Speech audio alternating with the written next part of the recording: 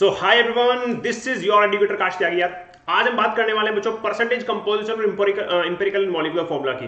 हम लोगों ने इस सीरीज में फाउंडेशन बाय अनअकैडमी चैनल पे बहुत कुछ कवर कर लिया है। एटम्स एंड मॉलिक्यूल्स का हमने मॉल कंसेप्ट कर लिया है, ठीक है। हमने लॉज ऑफ केमिकल कॉम्बिनेशन कर लिए हैं और इसी के बाद हम लोग एटॉमिक मास, ईएमयू सब कुछ करने के बाद बच्चों आज बढ़ रहे हैं अपने नेक्स्ट टॉपिक पे, जिसका नाम है percentage composition and empirical form and molecular formula. यहां से क्वेश्चन आने बनते हैं हर एक ओलंपियाड में, यहां से आपको क्वेश्चन मिलते हैं परसेंटेज कंपोजिशन या फिर इंपेरिकल मॉलिक्यूलर फॉर्मूला से। चलिए, तो बिना किसी समय को जो है बर्बाद करते हुए हम लोग आगे बढ़ते हैं और आगे चलते हैं, बात करते हैं परसेंटेज कंपोजिशन की। चलिए जी, आइए सबसे पहले बात करते हैं बच्चों परसेंटेज कंपोजिशन होता क्या है ना। समझना पड़ेगा परसेंटेज कंपोजिशन यहां पे है क्या। तो जरा ध्यान से मेरी बात को समझना। It can be defined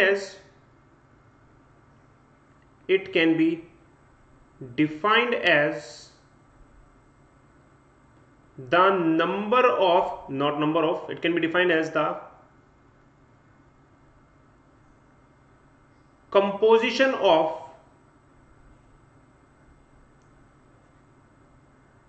each and every element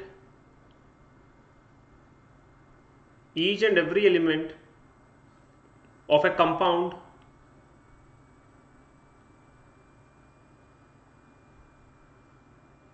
in a compound in terms of percentage. In terms of percentage, what does it mean बच्चों? यार मान के चलो मेरे पास एक कंपाउंड है ना, लेट इट बी कि मेरे पास कैल्शियम कार्बोनेट है बच्चों, ठीक है। इस कैल्शियम कार्बोनेट में कैल्शियम का कितना यहां पे composition in terms of percentage, मतलब इस पूरे के पूरे कैल्शियम कार्बोनेट के मास में बाय मास है ना, it is in terms of percentage by mass हम लोग यहां पे बात कर रहे हैं, ध्यान रखना, ठीक है ना। इस पूरे कैल्शियम कार्बोनेट में बाय मास कैल्शियम की कितनी परसेंटेज है, कार्बन की कितनी परसेंटेज है, ऑक्सीजन की कितनी परसेंटेज है, इसी को हम कहते हैं बच्चों उस पर्टिकुलर एलिमेंट की परसेंटेज कंपोजिशन। क्या इतनी बात सबको समझ में आती है, हाँ या ना? क्लियर है। मान लो मेरे पास CO2 है और मैं ये जानना चाहूं कि CO2 में कार्बन की कितनी परसेंटेज है बाय मास, ऑक्सीजन की कितनी परसेंटेज है बाय मास, तो ये क्या कहलाएगा बच्चों, उसकी परसेंटेज कंपोजिशन कहलाएगा।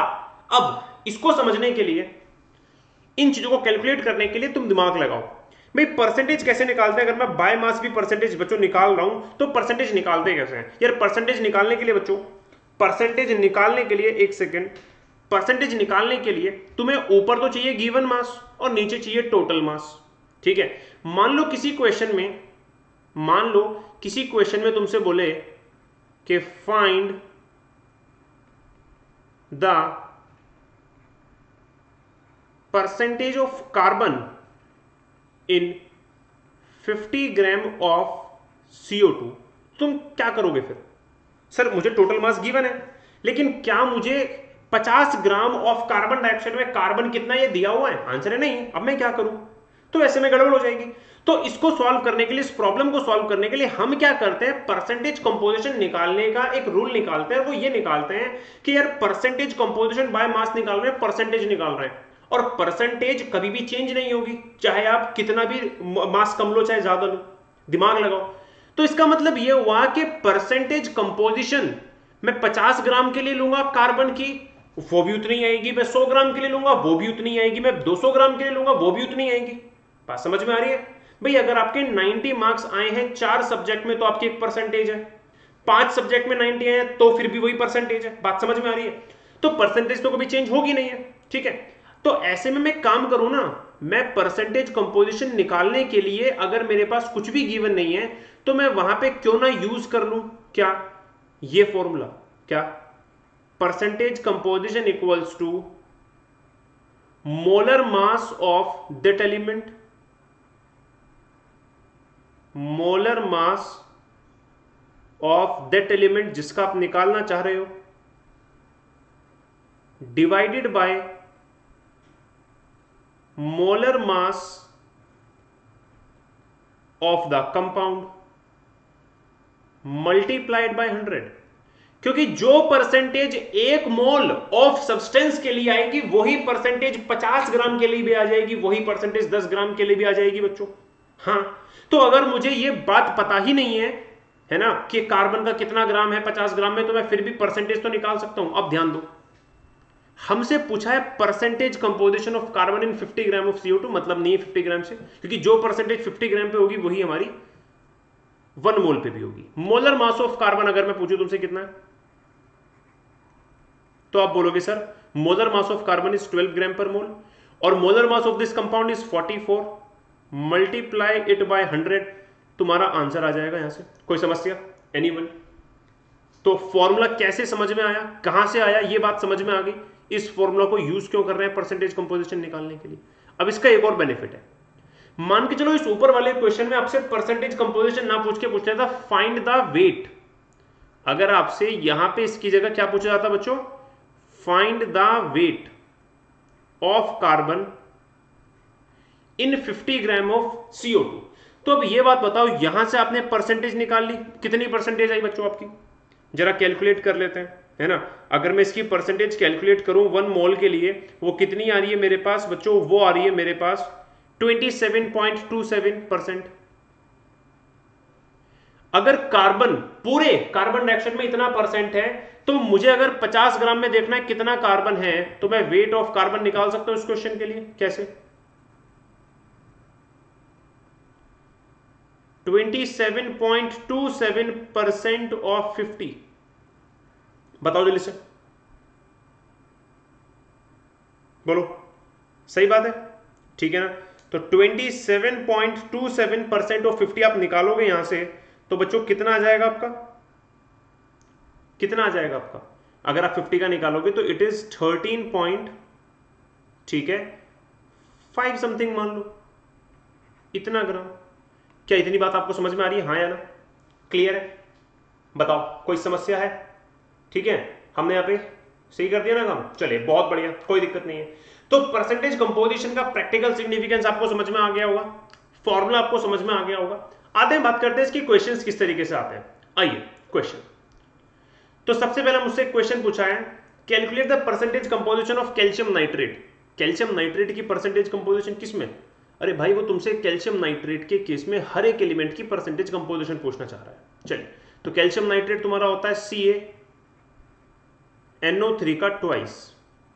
तो अगर तुमसे कोई कैल्शियम की परसेंटेज पूछे, तो कैल्शियम का मोलर मास 40 ऊपर, कैल्शियम नाइट्रेट का टोटल मास 40 प्लस में 2 मल्टीप्लाई, नाइट्रोजन का कितना होता है 14 प्लस में 48, ये हो जाएगा तुम्हारा 40 प्लस में 62 मल्टीप्लाइड बाय 2, ठीक है, ये हो जाएगा तुम्हारा कितना 124, और ये आ जाएगा 184 ग्राम पर मोल मल्टीप्लाइड बाय 100, ठीक है, तो ये आ जाएगा समथिंग अराउंड 400 अपॉन में 18, इतनी परसेंटेज तो आएगी कैल्शियम की।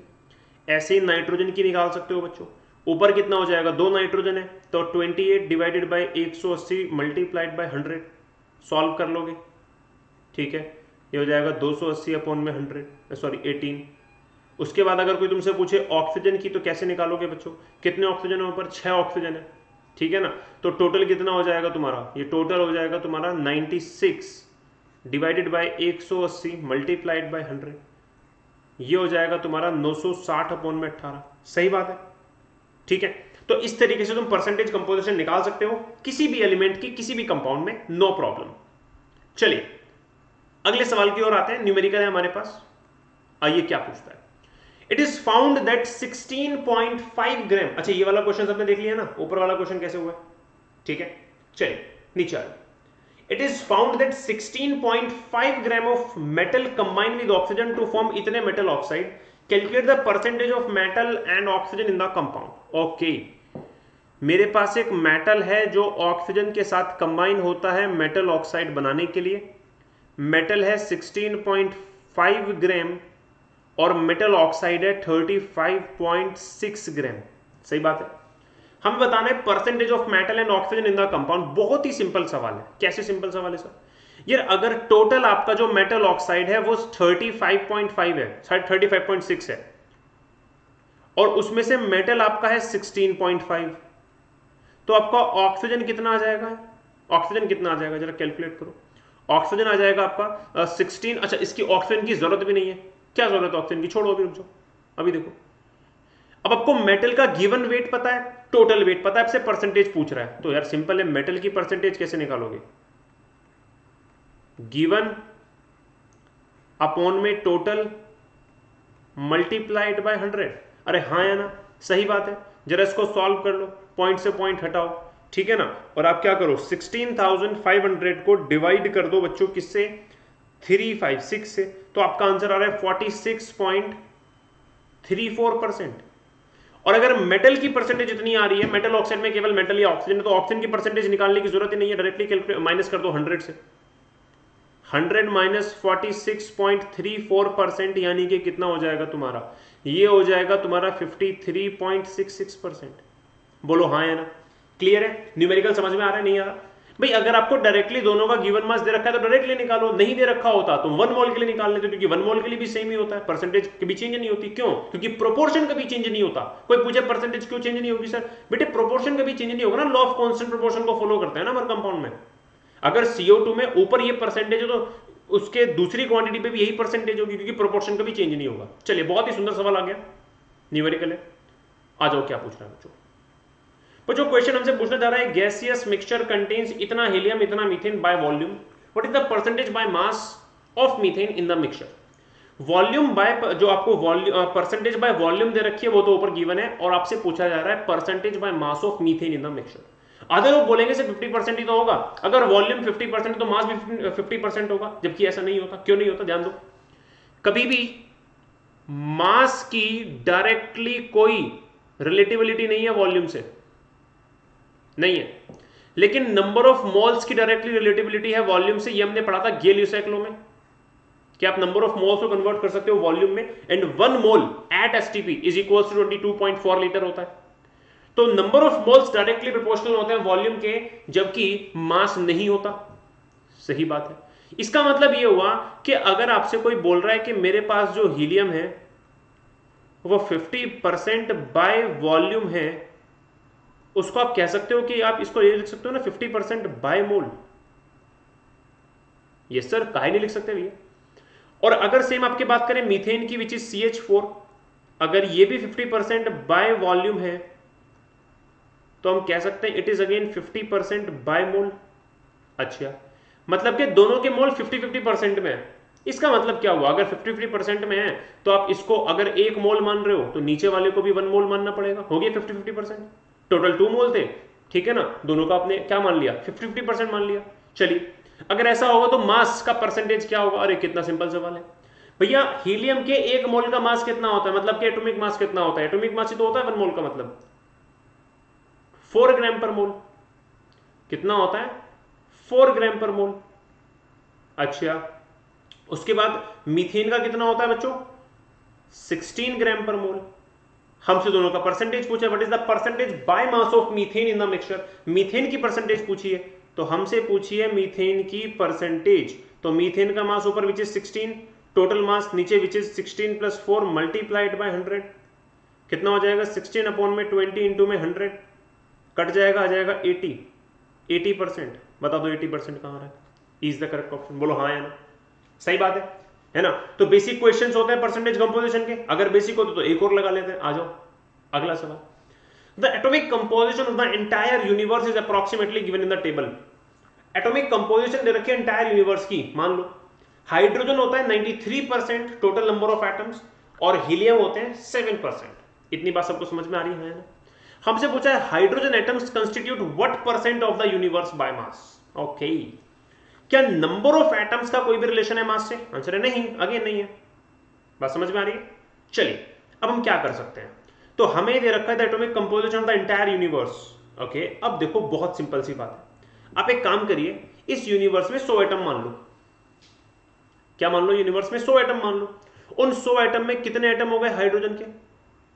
93 एटम हो गए, और हीलियम के 7 एटम हो गए। इन 93 एटम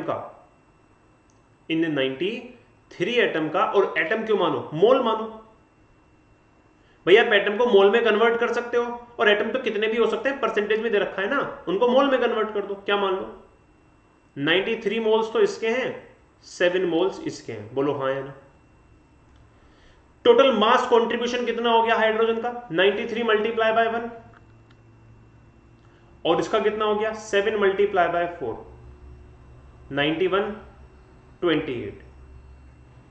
अरे बोलो हाँ है ना भाई, हमें total number of percentage of atoms they रखा था, एटम्स को मोल्स में कन्वर्ट कर सकते हैं, तो पता नहीं कितने सारे एटम्स होंगे, तो मान लो 93 मोल्स है और 7 मोल्स है, मान लिया भाई। कन्वर्ट कर सकते हो कि नहीं कर सकते हो मोल्स में, आराम से कर सकते हो। नंबर ऑफ एटम्स को कन्वर्ट करने के लिए क्या करो, एवोगाड्रो नंबर से डिवाइड कर दो, मोल्स में कन्वर्ट हो जाएंगे, दोनों में सिमिलर एवोगाड्रो नंबर से डिवाइड हो रहा है, तो कोई फर्क पड़ेगा नहीं। अब यहां पे परसेंटेज हमें निकालना है किसका, हाइड्रोजन का। कैसे निकालो भैया, हाइड्रोजन का मास ऊपर विच इज 28, टोटल नीचे कितना हो जाएगा 121 मल्टीप्लाइड बाय 100। जरा करो कितना आएगा, जरा कर दो कितना आएगा। तुमने मल्टीप्लाई कर दिया divided by 121, it is 23.14% which is going to be equal to the B option. जल्दी से मुझे बताइए कंसेप्ट किसको समझ में आ रहा है भाई, हाँ है ना, कंसेप्ट सभी को क्लियर है ना, प्रैक्टिकल सिग्निफिकेंस समझ में आ रही है, लॉजिक को फील कर पा रहे हो कि नहीं कर पा रहे हो, क्योंकि वो इंपॉर्टेंट रिटन टाइप क्वेश्चन तो कोई भी कर लेता है ना। आपको यहाँ पे लॉजिक समझ में आना चाहिए कि इसके पीछे लॉजिक क्या है। लॉजिक सिंपल सी बात है ना, कि आप मास अगर निकाल रहे हो तो उसके पहले आप मोल्स में उसको रखो जो है, ठीक है ना। चलिए आगे आ जाओ। मोल्स में क्यों रख रहे हैं बार बार, क्योंकि मोल्स के केस में हमें एक मोल का मास पता होता है, हमने याद किया हुआ है ना, बाकी हमें नहीं पता। चलिए आगे बढ़ते हैं बच्चों आज के अपने दूसरे टॉपिक पे, जिसका नाम है मॉलिक्यूलर एंड इंपेरिकल फॉर्मूला। जिसका क्या नाम है, मॉलिक्यूलर एंड इंपेरिकल फॉर्मूला। आइए मॉलिक्यूलर इंपेरिकल फॉर्मूला की बात करते हैं, क्या होता है ये फॉर्मूला समझते हैं। ध्यान दो बच्चों, चलो पहले बात करते हैं इंपेरिकल फॉर्मूला की।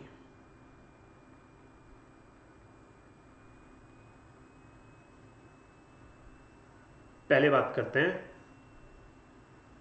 इंपेरिकल फॉर्मूला की, ठीक है। अब देखो इंपेरिकल फॉर्मूला क्या होता है, it can be defined as, it can be defined as the simplest ratio of number of atoms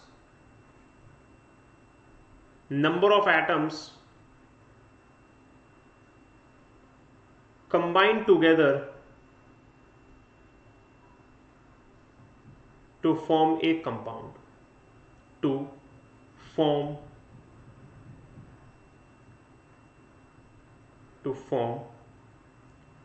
एक कंपाउंड। क्या मतलब है इस बात का, एक कंपाउंड को बनाने के लिए एक पर्टिकुलर प्रोपोर्शन ऑफ एटम्स वहां पे यूज होती है, जैसे कि H2SO4 में H2 है, S1 है, 4 ऑक्सीजन है, CO2 में 1 ऑक्सीजन है, 1 कार्बन है, 2 ऑक्सीजन है। अगर उस नंबर ऑफ एटम्स के अरेंजमेंट को आप सिंपलेस्ट रेशियो में कन्वर्ट कर देते हो तो वो कहलाता है इंपेरिकल फॉर्मूला। सर समझ में नहीं आते हैं। मान के चलो कि तुम्हारे पास कोई भी कंपाउंड, तुम्हारे बहुत सारे कंपाउंड्स है, एक ले दो पेट्रोलियम विच इज C8H18। भाई C8H18 को अगर आप इसके सिंपलेस्ट रेशियो में, नंबर ऑफ एटम्स के अरेंजमेंट को सिंपलेस्ट रेशियो में कन्वर्ट करते हो तो क्या आएगा, आपका आंसर आएगा C4H9। तो C4H9 will be the empirical formula of petroleum. सही बात है। बहुत सारे कंपाउंड्स हैं, C6H12O6 सिंपलेस्ट फॉर्म में क्या जो है अगर अरेंज करते हो तो क्या आएगा, CH2O आएगा। ये क्या है, इसका इंपेरिकल फॉर्मूला है, बोलो हाँ या ना। सही बात है। उसके बाद H2O2 का सिंपलेस्ट HO, सही बात है, ठीक है। उसके बाद H2O का सिंपलेस्ट रेशियो खुद H2O ही है, बहुत बढ़िया। CO2 का सिंपलेस्ट खुद CO2 ही है, सही बात है, ठीक है। बहुत सारा आप कर सकते हो, C6H6 का CH ही है। क्या मेरी बात सबको समझ में आ रही है, हाँ या ना, ठीक है। तो सिंपलेस्ट फॉर्म को ही क्या कहते हैं, इंपेरिकल फॉर्मूला कहते हैं। अच्छा, इंपेरिकल फॉर्मूला कहते हैं, बात समझ में आ रही है, हाँ या ना, ठीक है। अच्छा जी, ये बात क्लियर हो गई, सही है। अब जरा ध्यान से देखना आगे। अब अगर आप लेफ्ट साइड में देखो तो ये क्या है, ये actual number of arrangement of atom है, this is the actual arrangement of atom. Actual arrangement को ही क्या कहते हैं बच्चों, मॉलिक्यूलर फॉर्मूला कहते हैं। क्या कहते हैं, मॉलिक्यूलर फॉर्मूला कहते हैं। कि इतनी बात सबको समझ में आ रही है? हाँ, बहुत बार ऐसा भी पॉसिबल है कि कुछ कंपाउंड्स ऐसे भी होते हैं, पेपर में पूछ सकते हैं कि इन चारों में से ऐसा कौन है इसका एम्पिरिकल फॉर्मूला और मॉलिक्यूलर फॉर्मूला सेम है। देखो जरा, H2O, CO2, इन दोनों का एम्पिरिकल फॉर्मूला इनके मॉलिक्यूलर फॉर्मूला से क्या है, सेम है। क्या मेरी बात सबको समझ में आ रही है, हाँ या ना? बताओ जल्दी से, क्लियर है यहाँ तक, है ना? तो दो तरह के फॉर्मूले होते हैं, एम्पिरिकल फॉर्मूला, मॉलिक्यूलर फॉर्मूला। ठीक है, चलिए अब एक बात और समझो, आप एक ही इंपेरिकल फॉर्मूला से बहुत सारे मॉलिक्यूलर फॉर्मूला भी बना सकते हैं। हाँ, कैसे सर, कैसे बना सकते हैं? यार सिंपल सी बात ये है कि जैसे मान के चलो आपके पास ये मैं आपको एक एग्जांपल देता हूं, चलो एक एग्जांपल लेता हूं। मान लो मेरे पास है मेरे पास क्या है, मान लेते हैं जैसे C8H18 है, ठीक है, ये इसका एक्चुअल मॉलिक्यूलर फॉर्मूला है ना? आप इसको 2 से डिवाइड करते हो तो ये आता है, ठीक है। अच्छा, मान के चलो जैसे कि मैं एक और एग्जांपल ले लेता हूं, जैसे मेरे पास है कितना, एक सेकेंड, मेरे पास है C15H30, ठीक है, या फिर आप ले लो CH2, ठीक है, CH2, ये एक एम्पिरिकल फॉर्मूला साफ साफ दिख रहा है ना? अब इसका मॉलिक्यूलर फॉर्मूला क्या हो सकता है, C5H10 भी हो सकता है, ठीक है, C10H15 भी हो सकता है ना? C10H15 भी हो सकता है, सही बात है। उसके बाद C15H30 भी हो सकता है। तो क्या मल्टीपल मॉलिक्यूलर फॉर्मूला पॉसिबल है किसी एक ही एम्पिरिकल फॉर्मूला के? आंसर है हाँ, बिल्कुल पॉसिबल है। चलिए, ये तो हो गया इंट्रोडक्शन के एम्पिरिकल फॉर्मूला और मॉलिक्यूलर फॉर्मूला है क्या। अब बात आती है इनका यूज कहां है, इनकी सिग्निफिकेंस क्या है, वो तो बताइए सर। बहुत सिंपल सी बात है बच्चों, बहुत बार ये होगा कि आपको ना, जैसे पिछले वाले केस में आपको कोई मॉलिक्यूल मिलता था और आपको वहां पे क्या करना था, जैसे मान के चलो ये वाले क्वेश्चन में आपको केमिकल फॉर्मूला पता है कैल्शियम नाइट्रेट क्या होता है, और आपको परसेंटेज कंपोजिशन निकालनी थी। तो बहुत बार क्वेश्चन क्या करेगा, आपको अब की बार परसेंटेज कंपोजिशन दे देगा, और परसेंटेज कंपोजिशन जब वो दे देगा तो आपसे पूछेगा अब इसका फॉर्मूला बताओ। तो जो आपसे फॉर्मूला पूछेगा तब बच्चों आप क्या कैलकुलेट करोगे, आप वहां पे कैलकुलेट करोगे उसका इंपेरिकल फॉर्मूला। क्यों इंपेरिकल फॉर्मूला क्यों करेंगे? क्योंकि किसी भी कंपोजिशन के लिए इंपेरिकल फॉर्मूला एक होता है, लेकिन मॉलिक्यूलर फॉर्मूला मल्टीपल हो सकते हैं। तो आप इंपेरिकल फॉर्मूला पहले फाइंड करिए और उसके बाद उसके मॉलिक्यूलर फॉर्मूले तक जाइए। क्या इतनी बात सबको समझ में आती है? अब मैं इसको एक आपको क्वेश्चन से समझाता हूं कि मैं क्या कह रहा हूं। आ जाओ क्वेश्चन पे। सबसे पहले क्वेश्चन हमें दिया हुआ है, क्वेश्चन नंबर 1। क्वेश्चन ने बोला हमसे कि आपको क्या करना है, calculate the empirical formula of for a compound that contains इतना पोटेशियम, इतना क्रोमियम एंड इतना ऑक्सीजन। मोलर मास आपको दिया हुआ है, परसेंटेज आपको दी हुई है। मैंने पहले ही बोला था कि परसेंटेज आपको देगा, आपसे फॉर्मूला पूछ लेगा। इंपेरिकल फॉर्मूला इसने पूछ लिया। चलिए, तो कैसे निकालते हैं इंपेरिकल फॉर्मूला, पहले वो देखते हैं, फिर मॉलिक्यूलर फॉर्मूला पे पहुंचेंगे। तो ध्यान दो, मेरे पास सबसे पहले यहां पहली कॉलम में लिखेंगे एलिमेंट कौन कौन से हैं। कौन कौन से एलिमेंट है मेरे पास? मेरे पास एलिमेंट है पोटेशियम, मेरे पास एलिमेंट है क्रोमियम, मेरे पास एलिमेंट है ऑक्सीजन। उसके बाद इनकी मुझे परसेंटेज दे रखी है, ठीक है। मान लेते हैं मेरे पास जो भी कंपाउंड है वो 100 ग्राम है, क्योंकि 100 ग्राम पे भी परसेंटेज यही होगी, 200 पे भी यही होगी, 300 पे भी यही होगी, तो कोई फर्क पड़ता नहीं है। तो मैंने मान लिया कि मेरे पास पोटेशियम है, कितना कितना होता है पोटेशियम, 26.6 ग्राम। मेरे पास क्रोमियम कितना है, 35.4 ग्राम, और मेरे पास ये कितना है, 38.1 ग्राम। अच्छा भाई, इन सबके मोलर मास आपको पता ही है, नीचे लिखे भी हुए हैं, इस कॉलम में लिखिए मोलर मास। इसका 39 है, इसका 52 है, और इसका बच्चों 16 है। सही बात है। अब एक काम करिए, इनके नंबर ऑफ मोल्स निकाल लो। क्या निकाल लो? इनके मोल्स निकाल लो। निकाल सकते हो? हाँ, कैसे? 26.6 को डिवाइड कर दो 39 से, तो कितना आ जाएगा, 2/3 विच इज इक्वल्स टू 0.66। बोलो हाँ या ना? ऐसे ही 35.4 को डिवाइड कर दो 52 से, ठीक है, 35.4 को डिवाइड कर दो 52 से, कितना आएगा बच्चों? अगर मैं इसको डिवाइड कर दूं 0.68 आ रहा है। और ऐसे ही आप फिर 38 को डिवाइड कर दो 16 से, विच इज 2.375। ठीक है, 2.375 कर दिया। अब हमारे पास जो टास्क है बच्चों वो है इंपेरिकुलर फॉर्मूला निकालने के लिए, और इंपेरिकुलर फॉर्मूला हमेशा सिंपलेस्ट रेशियो में होता है। तो इन नंबर ऑफ मोल्स को इनके सिंपलेस्ट रेशियो में कन्वर्ट करना पड़ेगा। कैसे करूं सर? सिंपलेस्ट रेशियो में कैसे करते हैं? जो भी मिनिमम छोटा नंबर है तीनों को उससे डिवाइड कर दो। तो यहां पे सबसे छोटा कौन दिख रहा है आपको? 0.66। तो 0.66 से तीनों को डिवाइड कर दो, यहां पे 1 आ गया। ठीक है, यहां पे भी ऑलमोस्ट 1 ही आ जाएगा। ठीक है, और अगर आप 2.375 को डिवाइड करोगे 0.66 से तो बच्चों ये आ रहा है समथिंग अराउंड 3.5। कितना आ रहा है? 3.5। जल्दी से मुझे बताओ, क्या नंबर ऑफ मोल्स किसी भी कंपाउंड के अरेंजमेंट में, किसी की भी फॉर्मूले में, क्या वो डेसिमल हो सकता है? क्या वो फ्रैक्शन हो सकता है? आंसर है नहीं, ये तो फ्रैक्शन दे रखा है। जब भी अगर फ्रैक्शन नहीं है तो जो भी सिंपलेस्ट फॉर्म आएगा वही इंपेरिकुलर फॉर्मूला होगा, और अगर फ्रैक्शन है तो अब एक काम करिए, आपने इसको ज्यादा सिंपलेस्ट में कर दिया, इसको थोड़ा फ्रैक्शन से हटा देते हैं। मैं इसकी क्वांटिटी में कितना चेंज करूं कि फ्रैक्शन हट जाए? पूरे को 2 से मल्टीप्लाई, तो 2 बन गया, 2 बन गया, 7 बन गया। डेसिमल हटाने के लिए किया था। ऐसा करने से मेरे पास के आ गए 2, मेरे पास सीआर आ गए 2, मेरे पास ओ आ गए 7, और ये मेरे पास इंपेरिकुलर फॉर्मूला आ गया है किसका?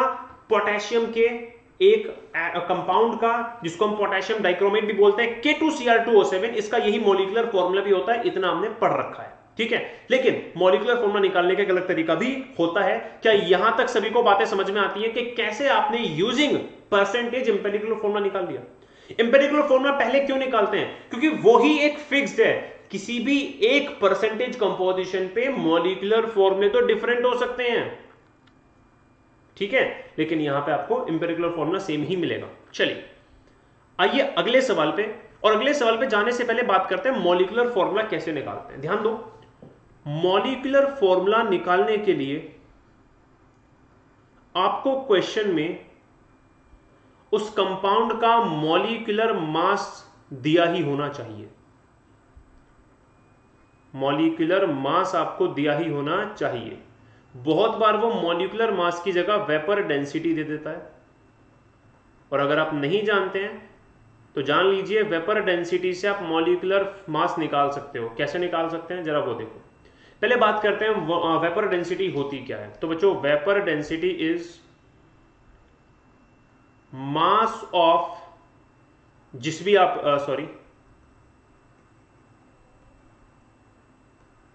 डेंसिटी ऑफ दैट एटम जिसकी भी आप बात कर रहे हैं, divided by density of hydrogen. ठीक है, इससे हम निकालते हैं वेपर डेंसिटी। अब दोनों को सेम कंटेनर में लेके कर रहे हो, वॉल्यूम दोनों की सेम है, तो ऊपर आ जाएगा मोलर मास ऑफ एटम या फिर कंपाउंड जिसकी भी आप बात कर रहे हो, और नीचे आ जाएगा मोलर मास ऑफ हाइड्रोजन, जो कि कितना होता है 2। तो मोलर मास ऑफ एटम निकालने का फॉर्मूला क्या हो गया बच्चों? Vapour density into 2। तो हमेशा ध्यान रखिए, आप इस केस से भी मॉलिक्यूलर मास मल्टीप्लाई बाय 2 करके भी निकाल सकते हैं वेपर डेंसिटी। सही बात है, ये दोनों को गिवन होने चाहिए। ये गिवन होंगे तो क्या करेंगे सर? ध्यान दो, इंपेरिकुलर फॉर्मूला आपको निकालना आ गया, ठीक है। तो इंपेरिकुलर फॉर्मूला अगर आपके पास है तो आप उससे इंपेरिकल मास निकाल सकते हैं। हाँ, जैसे मॉलिक्यूलर मास निकालते हैं किसी भी मॉलिक्यूलर फॉर्मूला से, इंपेरिकल मास।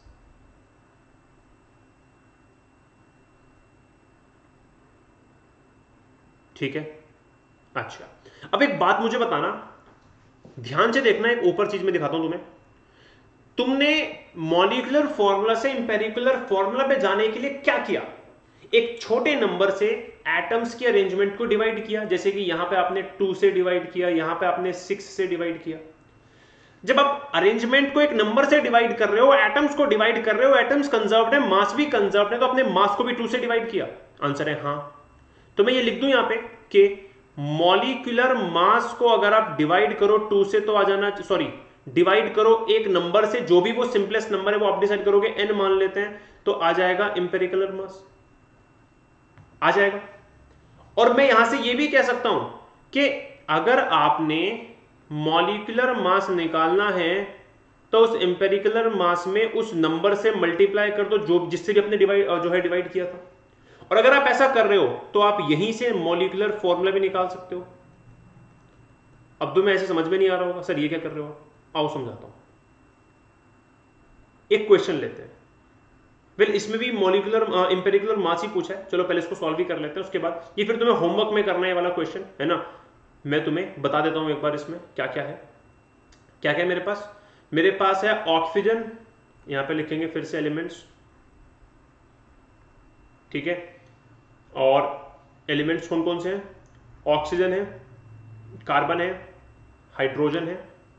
उसके बाद मेरे पास क्या है, परसेंटेज है जिसको मैं मास ही लिख सकता हूं, है ना, गिवन मास। ऑक्सीजन का हो गया 34.8 ग्राम, कार्बन का हो गया 52.2 ग्राम, इसका हो गया 13.0 ग्राम। यहां से फिर आप मोलर मास आपको पता ही होता है कितना होता है मोलर मास, ठीक है। ऑक्सीजन का 16, इसका 12 और इसका कितना 1। फिर यहां से आप नंबर ऑफ मोल्स निकाल लेंगे, 34.8 डिवाइडेड बाय 16, 2 जा कट जाएगा, 52.2 डिवाइडेड बाय 12, 12 4 जा कट जाएगा, और 13 डिवाइडेड बाय 1, 13 कट जाएगा। फिर आप उसका सिंपलेस्ट फॉर्म निकाल लेंगे और आपका आंसर आ जाएगा, एक इंपेरिकल फॉर्मूला निकल के आ जाएगा, ठीक है। चलिए, तो ये काम तो अब आपको कंटिन्यू करना है। कमेंट सेक्शन में मुझे आंसर जरूर बता देना जिसका भी क्वेश्चन का आंसर आ जाए, है ना। इसका इंपेरिकल फॉर्मूला सभी बच्चों को मुझे कमेंट सेक्शन में जरूर बताना है। आ जाओ अगला सवाल, जहां पे मॉलिक्यूलर मास भी निकालेंगे, सॉरी मॉलिक्यूलर फॉर्मूला भी निकालेंगे, क्योंकि इस वाले क्वेश्चन में हमें डायरेक्टली मॉलिक्यूलर मास गिवन दिया हुआ है। देखो जरा ध्यान से, ठीक है। Last question for the today's session, क्या करना है जरा ध्यान से देखेंगे। सबसे पहले एलिमेंट लिखेंगे, मेरे पास एलिमेंट क्योंकि गिवन है यहाँ पे, कौन कौन से एलिमेंट है मेरे पास बच्चों एलिमेंट है यहाँ पे कौन कौन, सोडियम है, और कौन है मेरे पास, सल्फर है, और कौन है मेरे पास, ऑक्सीजन है, और कौन है मेरे पास, हाइड्रोजन भी है, ठीक है। उसके बाद परसेंटेज या फिर जिसको मैं मास लिख सकता हूं, ठीक है। सोडियम कितना है 14.31 ग्राम, सल्फर कितना है 9.97 ग्राम, ऑक्सीजन कितना है 69.50 ग्राम, और हाइड्रोजन कितना है 6.22 ग्राम। सही बात है। इसको हम डिवाइड करेंगे मोलर मास से, जरा कर दो, 14.31 divided by 23, 9.97 divided by 32, 69.5 divided by 16, और लास्ट में 6.22 डिवाइडेड बाय 1। तो यहां से मेरे n की वैल्यू आ जाएगी, यानी कि नंबर ऑफ मोल्स की वैल्यू आ जाएगी। चलो कैलकुलेट करते हैं कितना आएगा बच्चों। तो सबसे पहले 14.31 को डिवाइड कर दूं मैं 23 से, यार कितना आ रहा है 0.62। उसके बाद मैं कर दूं 9.97 को डिवाइडेड बाय 32, ये मेरा आंसर आ रहा है 0.31। फिर मैं कर रहा हूं 69.5 को डिवाइड बाय 16 से, तो आ रहा है 4.3, और फिर मैं इसको करूंगा तो 6.2 ही आ जाएगा। सिंपलेस्ट फॉर्म निकालूंगा बच्चों, ठीक है। तो 0.62 को सबसे छोटा, इनमें सबसे छोटा कौन है 0.31, 2 आ गया। 0.31 को 0.31 से काटूंगा, 1 आ गया। 4.3 को 0.31 से काटूंगा तो 14 आ गया, और 6.2 को 0.31 से काटूंगा तो कितना आ जाएगा 20 आ जाएगा। बोलो हाँ या नहीं। तो यहां से मेरे पास सीधा सीधा इसका निकल गया इंपेरिकल फॉर्मूला बच्चों। और वो इंपेरिकल फॉर्मूला क्या है मेरा इंपेरिकल फॉर्मूला, ये आ गया मेरा Na2SO14H20। क्वेश्चन ने हमसे पूछा क्या है पहले देखते हैं। Calculate the molecular formula of the compound assuming that the whole hydrogen in the compound is present as water of crystallization. Molecular mass इतना दे दिया, मॉलिक्यूलर फॉर्मूला तो निकालना है विद ए कंडीशन के जितने भी हाइड्रोजन है वो वाटर ऑफ क्रिस्टलाइजेशन में ही प्रेजेंट है। वाटर ऑफ क्रिस्टलाइजेशन सबको पता है, जब .H2O लगा के हम बताते हैं कि क्रिस्टलाइज्ड फॉर्म में यहां पे पानी की मात्रा प्रेजेंट है। .H2O लगा के उसमें 5 मॉलिक्यूल होते हैं ना, किसी में 10 मॉलिक्यूल, ऐसे करके। सबसे पहले काम करते हैं, नॉर्मली मॉलिक्यूलर फॉर्मूला निकालते हैं। उसके लिए मैंने क्या फॉर्मूला बताया, आप पहले ये देखिए कि मॉलिक्यूलर एम्पिरिकल फॉर्मूला में एक रिलेशन है ये वाला, कि आप एक नंबर से डिवाइड करेंगे मॉलिक्यूलर मास को तो एम्पिरिकुलर मास आ जाएगा। तो वो नंबर क्या है पहले वो देखते हैं। तो उसके लिए मुझे एम्पिरिकल मास चाहिए। एम्पिरिकल मास कितना है मेरा, Na2 2 × 23 प्लस में 16 प्लस में 14 × 16 प्लस में 20 × 1 प्लस में 20 × 1, ठीक है। अच्छा यहां देखो तो हो जाएगा 46 प्लस में 6 ओके 1 सेकेंड यहां पे 32 आएगा, है ना। दिस इज 32 प्लस में 32 प्लस में, अगर मैं बात करूं किसकी, 14 × 16 की, तो आ जाएगा 224 प्लस में 20। जरा प्लस कर लो सबको, ठीक है। प्लस 20 प्लस 32 प्लस 46, बच्चों मेरा आंसर आ गया 322, ठीक है। मॉलिक्यूलर मास मुझे गिवन दिया हुआ है, कितना दिया हुआ है मॉलिक्यूलर मास मुझे, मॉलिक्यूलर मास दिया हुआ है मुझे कितना, 322। इसका मतलब क्या हुआ, दोनों सेम आ रहे हैं। इसका मतलब यह है कि इस केस में मॉलिक्यूलर फॉर्मूला और एम्पिरिकुलर फॉर्मूला सेम ही है, यानी कि आपके जो n की वैल्यू है, जो क्योंकि आपको पता है एम्पिरिकुलर मास जो है वो कैसे आता है, molecular mass divided by n, क्योंकि सेम है तो यहां पे n की वैल्यू 1 हो जाएगी। और अगर n की वैल्यू 1 हो जाएगी तो मैं ये कह सकता हूं कि मॉलिक्यूलर फॉर्मूला आप निकालोगे एम्पिरिकुलर फॉर्मूला के नीचे 1 से मल्टीप्लाई करके, और कुछ फर्क पड़ेगा नहीं, तो मॉलिक्यूलर फॉर्मूला जितना एम्पिरिकुलर फॉर्मूला है आपका वही आ जाएगा। सही बात है, ठीक है। अब ध्यान दो, हमसे क्वेश्चन कह रहा है जितने भी हाइड्रोजन इस कंपाउंड में है वो सारे के सारे किस फॉर्म में है बच्चों, वाटर ऑफ क्रिस्टलाइजेशन के फॉर्म में, मतलब .H2O की फॉर्म में। अब दिमाग लगाओ, कितने वाटर ऑफ क्रिस्टलाइजेशन के मॉलिक्यूल्स हों कि 20 के 20 हाइड्रोजन यहां पे खर्च हो जाए, 10 टू 20। अगर ऐसा है तो 10 हाइड्रोजन तो कंज्यूम हो गए, लेकिन 10 ऑक्सीजन भी हो गए, तो बिना वाटर ऑफ क्रिस्टलाइजेशन के ऑक्सीजन कितने बचे, मात्र 4, तो बाकी बचा Na2SO4, और ये टोटल मॉलिक्यूलर फॉर्मूला आ गया मेरा ये Na2SO4.10H2O। इस बेसिस पे हम यहां पे खत्म करते हैं अपना मॉलिक्यूलर एम्पिरिकुलर फॉर्मूला का concept along with percentage composition. I hope तुम्हें समझ में आया होगा। सेकंड क्वेश्चन का आपको मुझे कमेंट सेक्शन में आंसर जरूर बताना है। Stay tuned for the next video, और तब तक के लिए मजे करो। Bye everyone, bye guys, bye.